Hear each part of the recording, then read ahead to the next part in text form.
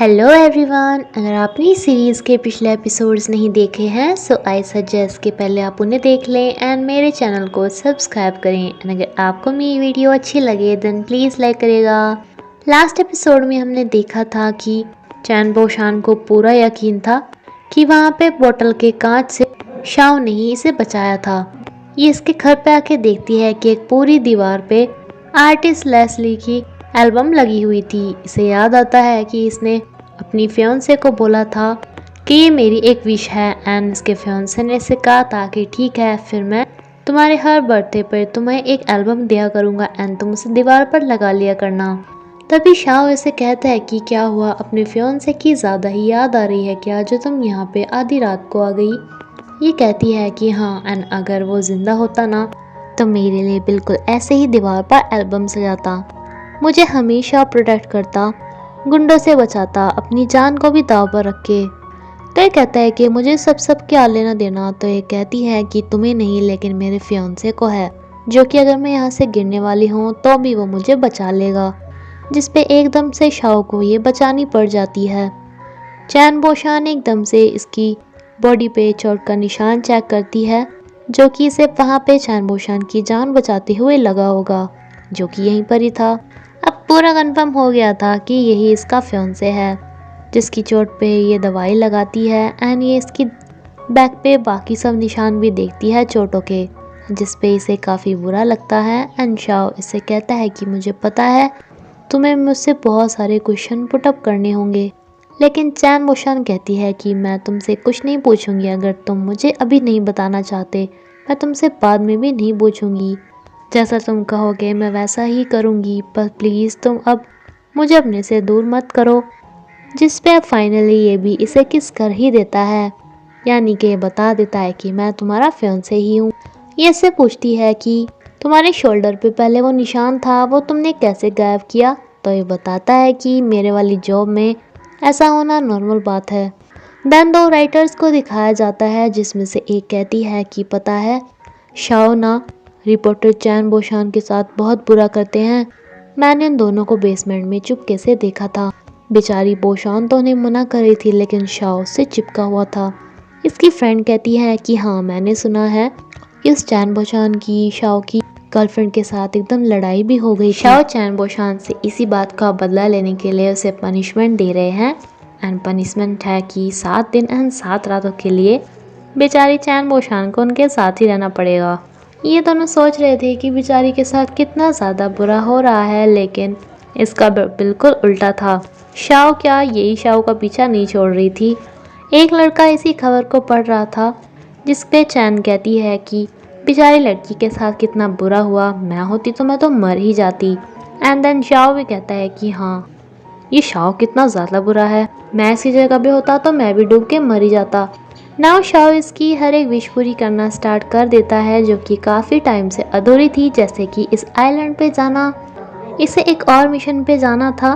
बोशान इसे कहती है कि जब तुम वो मिशन पूरा करके आओगे तब के लिए तुम मेरी विक्ट्री किसका वेट करना। लेकिन ये कहता है कि नहीं, मुझे वो पहले ही चाहिए। लेकिन तभी इसके पार्टनर की लाश यहाँ पे आके गिरती है। नेक्स्ट सीन में दिखाया जाता है कि अपने पार्टनर के लिए शोक मना रहा है। इसे उसकी बातें याद आ रही थी, जो इसे कहता था कि बस एक लास्ट मिशन है, उससे पहले तुम उस लड़की के चक्कर में मत पड़ो। एनी कहता था कि क्यों लास्ट मिशन क्यों है, उसके बाद तुम्हारे पास पैसे कहाँ से आएंगे। तो ये बोल रहा था कि देखो, मैंने तुम्हारे साथ काम करते करते बहुत सारे काम सीख लिए, जैसे कि खाना बनाना, झाड़ू पोछा करना, तो मैं वही सब कर लूँगा, तुम ही मुझे जॉब दे देना।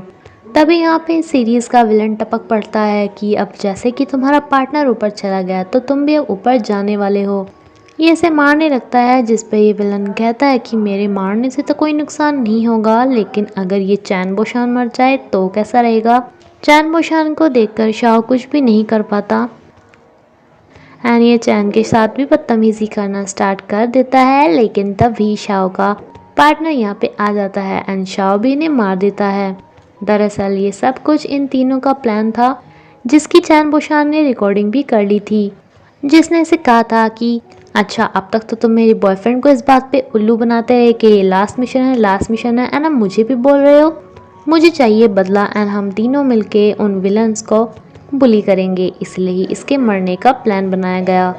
नेक्स्ट सीन में हम देखते हैं कि ये एक फ्यूनरल में आई होती है, जो कि शाओ का फ्यूनरल होता है एंड इसे देखकर कुछ लड़कियां बोलती हैं कि ये लड़की जिसके साथ रिलेशनशिप में आती है ना, उसकी डेथ हो जाती है। पहले एक बेचारा सीधा सा लुचैंग नाम का बंदा था एंड अब मिस्टर शाओ। लेकिन चुप हो जाओ, बिकॉज जो भी इस लड़की के बारे में उल्टा बोलता है ना, उसके साथ कुछ गलत हो जाता है एंड तभी ये नीचे गिर जाती हैं। चैन को शाओ पकड़ लेता है, जिसे कहती है कि तुम्हारा फ्यूनरल है आज, यहाँ पर क्यों आए हो, अगर किसी ने देख लिया तो। एंड उन लड़कियों को नीचे क्या तुमने डाला था, लेकिन इन दोनों को नीचे इसके पार्टनर ने डाला था, जो कि इन दोनों से पूछता है कि भाई ये बता दो कि डिनर में क्या खाओगे। सब कुछ हैप्पी हैप्पी जा ही रहा था कि तभी इससे किसी का फ़ोन आ जाता है एंड इसे चैन बोशान को बताना पड़ता है कि मुझे एक और लास्ट मिशन पे जाना पड़ रहा है। ये से सॉरी वगैरह बोल रहा था, लेकिन चैन बोशान कहती है कि तुम सिर्फ मुझसे ही बिलोंग थोड़ी ना करते हो, तुम्हें अपनी ड्यूटी भी तो पूरी करनी है एंड मैं तुम्हारा वेट कर लूँगी।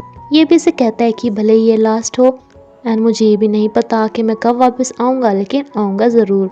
जिसके बाद 3 साल बाद का सीन दिखाया जाता है। चैन बोशान एक लड़के के साथ ब्लाइंड डेट पे आई होती है, बिकॉज उसकी मॉम ने इसे बोला था।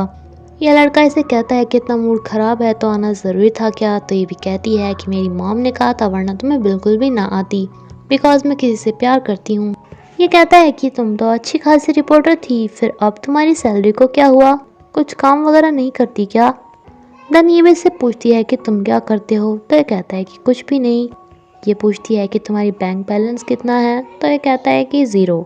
चैन कहती है कि मुझे लगता है कि शायद मैं आपके लायक ही नहीं हूँ, आप तो बहुत महान हो। जिस पे लड़का कहता है कि कोई बात नहीं, मैं अपने स्टैंडर्ड थोड़ा कम कर लेता हूँ, बिकॉज भले ही तुम्हारी सैलरी नहीं, लेकिन तुम्हारा फिगर काफ़ी अच्छा है। इस पर तो इसे काफ़ी गुस्सा आ जाता है। नी इसे कहती है कि मैंने आज तक काफ़ी लड़कों को डेट किया है और उन सब के साथ बुरा हुआ, तो तुम्हारे साथ भी बुरा हो सकता है। एंड यहाँ से जानने लगती है, जिसके बाद सच में ये नीचे गिर जाता है। ये सोचती है कि मैंने तो वैसे ही बोला था, लेकिन इसे अब की बार शाओ ने नीचे गिराया था। ये अपने बर्थडे वाले दिन इसका वेट कर रही होती है कि जब पता नहीं तुम कब आओगे, जब तक आओगे क्या पता मैं बूढ़ी ना हो जाऊं। बट तभी ये बाहर देखती है कि शाओ अपना लाइटर लेके खड़ा होता है। ये एकदम से इसके पास जाती है एंड ये इसे बर्थडे विश करता है एंड इसी के साथ ही ये सीरीज़ यहीं पे ख़त्म होती है। Friends, thank you. प्लीज़ मुझे कमेंट करके बताना कि आपको ये सीरीज़ कैसी लगी।